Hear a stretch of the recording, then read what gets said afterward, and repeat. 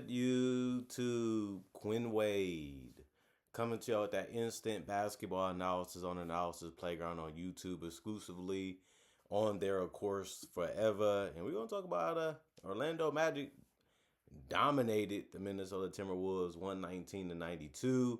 Orlando played Minnesota for the first time this game, and they won. And then they play again next month. And the Minnesota Timberwolves can tie the season series or they can lose it based off how that game goes. Hopefully Franz is back. The Magic 34-28 and 14-16 on the road. Minnesota 40-24, 22-12 at home. Minnesota, they won the first quarter 30-27. Second quarter, Orlando, they won 33-20. In the third quarter, 30-28 for Orlando too. And even the fourth quarter, 29-14. You would think that the Wolves would have fought back and made it more difficult, made it more harder to close them out in the fourth quarter. But the Magic just played so much good basketball those last three. It didn't really end up being stopped in that fourth. So they ended up winning the game because of that. Paulo Banchero was really good. 35 minutes, 25 points. He was doing a good job of attacking the basket, not just settling from jump shots, and he's good at that. And he went 10 of 18 from the field, 4 of 4 from the free throw line, then the three-pointer, something that he's still trying to fix and work on. He only went 1 of 5 from 3. Good thing he didn't keep taking them, but he still did finish with a double-double because he had 15 rebounds. He was actually the only guy on the team to get a double-double for the Magic. And then 3 assists, 5 turnovers, 2 offensive boards. He also had 3 personal fouls and was a plus 15 and plus minus. Wendell Carter, he played 25 minutes. He had 10 points. He went 4 of 5 from the field. Good finishes for him. They kept finding him. He was able to put them in the basket. Then he also went 2 of 2 from the free throw line. He had 6 boards, 3 assists, 1 turnover, 1 steal, 1 block, 2 offensive rebounds, 2 personal fouls, and a plus 16 and plus minus. Desmond Bane, 33 minutes. He had 30 points. That ended up being the most on the team tonight, which was really good to see because he's been really good this year. And I like what he's been doing, especially when he's coming to his jump shot. But he went 10 of 17 tonight, but he went 0 of 5 from 3. But he did go 10 of 10 from the free throw line. And he's just been good for them, just driving the basketball, being a playmaker, being a spacer, being a scorer. He's been doing it all for them this year, and he has been a good pickup for them since they traded for him. He did have 3 rebounds, 4 assists. He did have 2 turnovers and a steal. 4 personal fouls and was a plus 13 and plus minus. Jalen Suggs played. He ended up playing 29 minutes. He ended up having 14 points. He went 5 of 13 from the field, 3 of 8 from 3, 1 of 1 from the free throw line. He did have 4 rebounds, 4 assists, 1 turnover, 2 steals, and a block. He is one of their better perimeter defenders. He is a guy that can make shots from the perimeter and get to the basket, and that's why they drafted him, and he's showing that he can do it still. 3 personal fouls and a plus 13 and plus minus. And the unfortunate thing was Anthony Black coming in the game for a couple minutes, which was 2, and not being able to play the rest. Unfortunately, he did take 2 free throws, which he missed both of. He did get a rebound and a steal. No personal fouls and was a plus 2 and plus minus. And then you look at Matisse Wagner. He came off the bench and played 19 minutes, had 7 points. He went 1 of 6 from the field and missed every single 3 that he took. 0 of 3 from the three-point line. Then he finished 5 of 6 from the free throw line, which made him have 7 points.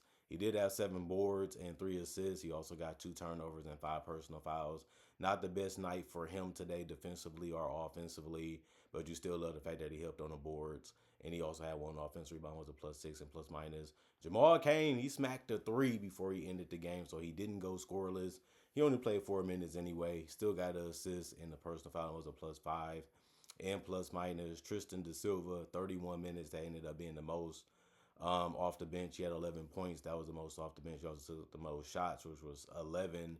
Finished 5 of 11 and 1 of 4 from 3. Had 7 rebounds, 2, 4 assists, no turnover, 2 steals, 2 offensive boards, and 4 personal fouls. And he was a plus 24 and plus minus. I liked how he played. I liked what he was doing offensively. I liked how he was passing, keeping the ball moving, and taking good high percentage shots, even if he was missing them.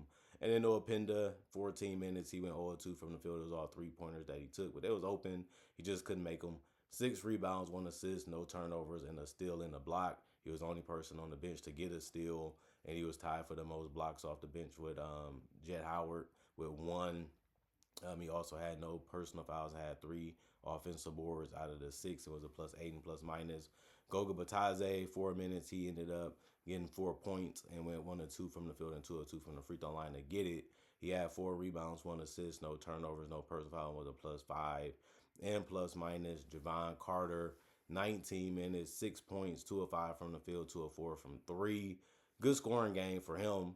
But he also missed his 2 free throws in this one. He did have 4 assists and 2 rebounds and 3 turnovers. 3 turnovers is a lot for 19 minutes, but he also had one person foul, was a +14. And plus minus, he didn't take too many shots. He never really does. But you just happy that he made the threes. At the end of the day, Jace Richardson didn't play, back spasms. He was the only guy to not get on the court. And then Jet Howard played 25 minutes. He had 9 points. He went 3 of 9 from the field, 1 of 2 from three, 2 of 2 from the free throw line. Missed a lot of shots in this one, but he did get 3 boards and 1 block before the game was over. One of his rebounds was also offensive.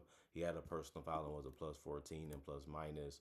And then you look at the Minnesota Timberwolves, Julius Randle, 26 minutes, 14 points. He went 6 of 14 from the field, 1 of 4 from three, 1 of 2 from the free throw line. Good scoring for him. He was scoring in the paint mainly, though, or near it.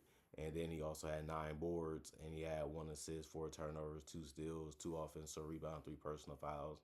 It was a -12 and plus minus. I mean, he hasn't really been dominating games lately. He might have a really good one, then a couple of decent ones. I feel like this is one of them where he played good enough, and that's about it. Jaden McDaniels didn't have a big game in this one either. He played 29 minutes. He only had 3 points because he went 3 of 4 from the free throw line. He went 0 of 4 from three and finished 0 of 9 from the field. You would think with him and Randall not having big nights that it's no way they was going to be able to win, and they got blown out for that reason. 4 rebounds, 2 assists, 2 turnovers. He still did get 3 steals, which is something he's really good at, and he had the most on the team with that. He also had 4 personal fouls and was a -23 and plus minus. Rudy Gobert, 33 minutes, 12 points. He went 6 of 6 from the field, 0 of 3 from the free throw line. He had 8 rebounds, 2 turnovers, 2 steals, and a block. He's still bringing it on the defensive end. He's also doing it on the offensive end now too. But, he didn't get his double-double. He had 2 personal fouls and was a -13 and plus minus. Dante DiVincenzo, he went scoreless. He took 6 shots.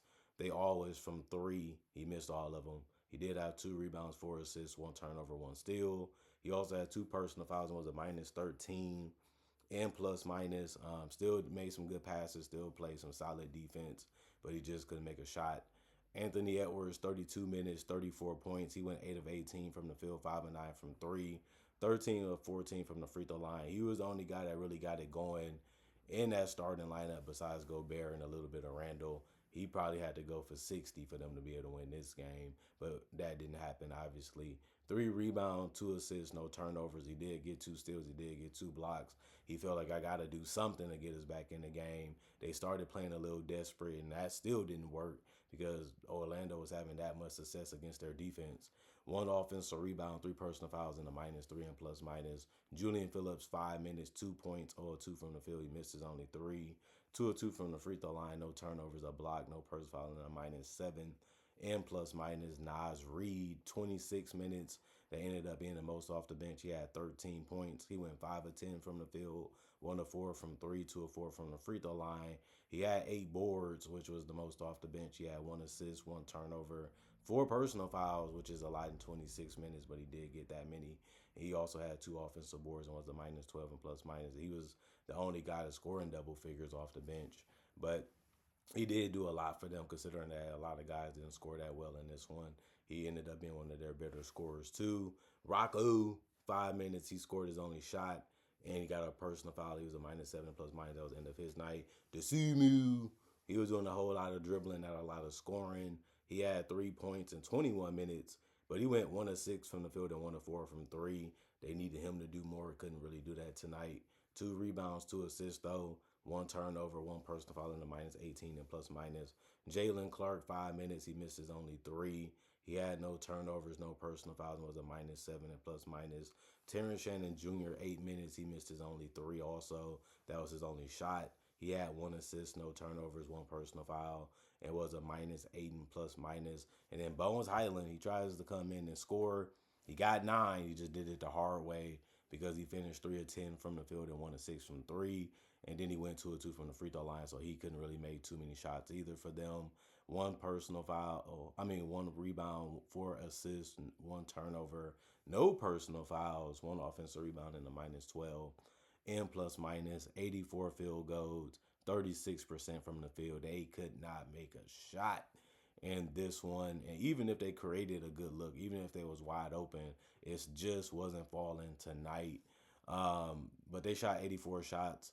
The Magic 91 shots, which was more attempts than the Timberwolves. They still shot 46%, but they only shot 26% from three. The Magic did on 34 attempts, while the Minnesota Timberwolves took 40 attempts. They only made 22%. That's going to be a brutal game, and it ended up being because 36 and 22. Those are just below average, so below average that's like watching high school teams play against each other sometimes. And then 31 free throws taken by the Magic, 84%. Also 31 for the Timberwolves. They shot 74% though.